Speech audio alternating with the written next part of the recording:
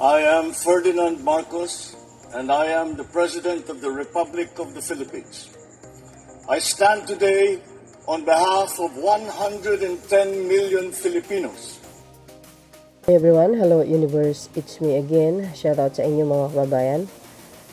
April 28, 2026. Wow, guys, this is good news. For me for me. Kilala nyo naman siguro ito, di ba? Wow, si Madam Gloria, na kung saan siya po ang isa sa mga witness sa Quadcom laban kay Sara Duterte na tumatanggap po ng pera ng 9 na beses yata yun, no? Kilalang kilala nyo ito, guys, dahil dun sa Quadcom na yun ay nagtestigo siya. Ngayon itinalaga siya, mga kababayan, ni Pangulong Marcos Jr. Grabe ang strategy, mga bes. At for sure, pagdating ng takdang panahon, hindi ako sure, guys, in my own thinking lamang, baka isa sa mga witness ito pagdating sa impeachment trial sa Senado. I'm not sure, pero posible yan, no? At lalong magdidiin sa Vice Presidente. Oh my gosh, galing talaga ng utak ng Pangulo. Sabi dito, mga kababayan, basahin pa natin para kumpleto, detalyado. Ex-DepEd Yusek na nagbunyag ng monthly cash envelope mula kay BP Sara itinalaga ng NCSC Commissioner. OMGos. Siyempre, hindi mo maiwasan ang mga DDS may wrong naratibo na naman. May agenda na naman tungkol dito. Basahin natin mamaya ang mga komento. Okay? Ayan, sabi po ng Abante News Online. Diretso para kumpleto, detalyado. Sabi dito, formal na nanunumpa bilang bagong komisyon ng National Commission of Senior Citizen, NCSA, si dating Department of Education DepEd Undersecretary Gloria Dumamil Mercado.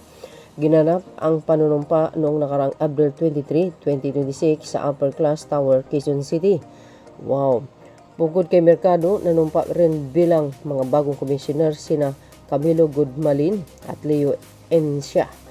Pinangunahan ni NCSC Chairman at CEO Attorney Ma Merceditas Gutierrez ang seremonya na sinasaksihan ni Acting Executive Director Ana Marie Calapit at Head Executive Assistant Attorney Jasper Allen Barrientos. Wow!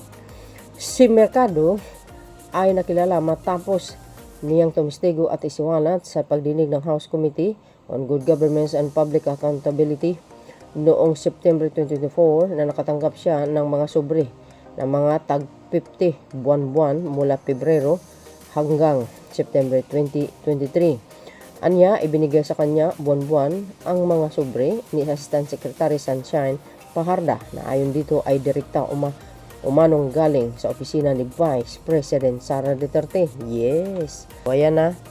So yun, mga kababayan. Ayan. Formal na nanumpa bilang bagong commissioner ng National Commissioner of Senior Citizen. Ayan, NCSC. Si dating Department of Education DepEd Undersecretary Gloria Dumamil Mercado. Si Mercado ay nakilala matapos niyang tumistigo at isiwalan sa pagdinig ng House Committee on Good Governance and Public Accountability noong September 24 na nakatanggap siya ng mga sobre na mga tig 50,000 buwan-buwan mula Pebrero hanggang September 2023. Agay! So yun, mga kababayan, ano po masasabi nyo dito? Dali ng strategy, no? Pero kahit siguro wala.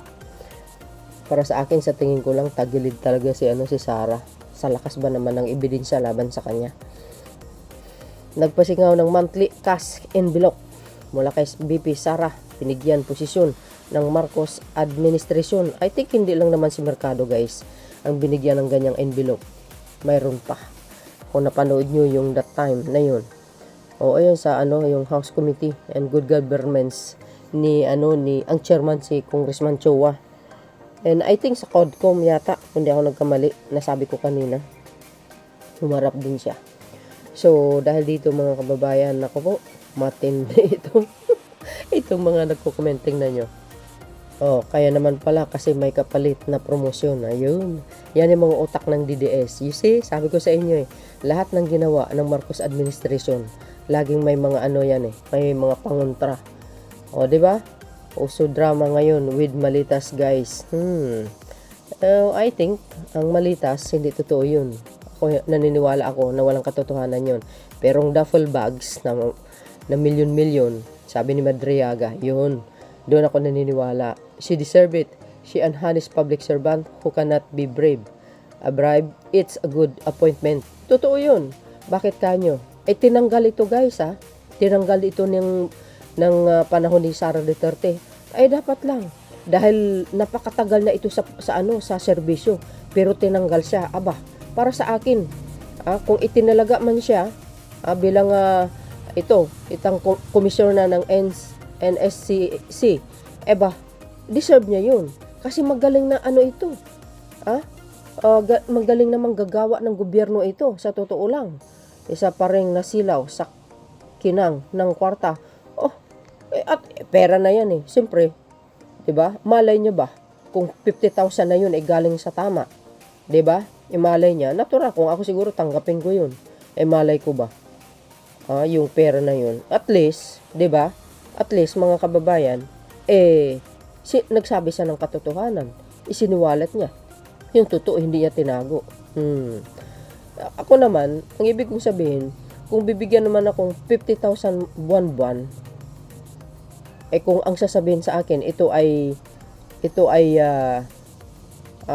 bilang pagtingin or tanda ng kanyang magandang serbisyo, kaya dapat lang na tumanggap siya ng 50 buwan-buwan, 'di ba?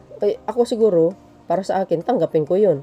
Pero mga kababayan, na hindi ko rin naman akalain na yung 50,000 na yun pala, iba. 'Di ba?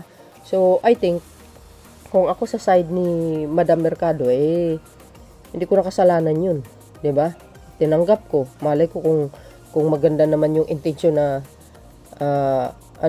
kung bakit ibibigay sa akin yun. Ayun pala, masama. Bakit? 'Di ba? Siwalat ko na lang. Ibubunyag ko na lang. Total naman, tinanggal ako. O, 'di ba? Kasi kalkalin yan 'di ba? Hindi pa sinabi si Madriaga sa promotion agay. Alam na di sa yan. Ang luto ang show. Nagbunga na para hindi masyado halata. Yan ang mga DDS. 'Di ba? O, sabi sa inyo yan. Kaya nga lagi kong sinasabi, guys, si Pangulong Marcos Jr. he know how to play his card sa mga taong umalipusta at mga taong kumukutya ng babastos, naninira sa kanya. Pero in my side naman, kahit siguro sa inyo, deserve niya yun na mabigyan ng pwesto. Sa ganyang edad ba naman nararapat lang na mabigyan siya ng pwesto. Kawawa naman siya, 'di ba? Tinanggal na lang, walang sabi-sabi. Ayan, tuloy. So, para sa akin, deserve niya yun. Kahit sino siguro administration, pwede siyang kukunin. Sa tagal-tagal niya ba naman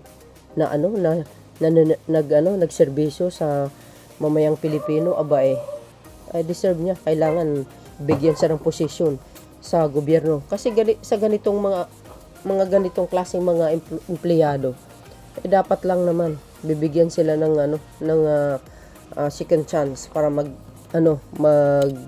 trabaho uli sa pamahalaan o sa government, ganun, 'di ba?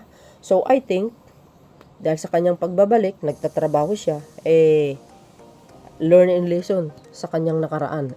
So sa panahon ni Pangulong Marcos Jr., walang pera-pera diyan, 'di ba? Taliwas doon sa mga DDS, sa mga anti-Marcos na nagsasabi na tumatanggap ng malita si Pangulong Marcos Jr. Doon sila nagkamali. Hersey lang yan. Kumbaga fake news kasi gawain siguro ng puon nila. 'Di ba? So yun mga kababayan, ano po ang masasabi nyo? Para sa akin, congratulations Ma'am Commissioner Mercado. Thank you guys for watching. See you again on my next upload. Bye bye bye and babus. God bless Philippines. See you again.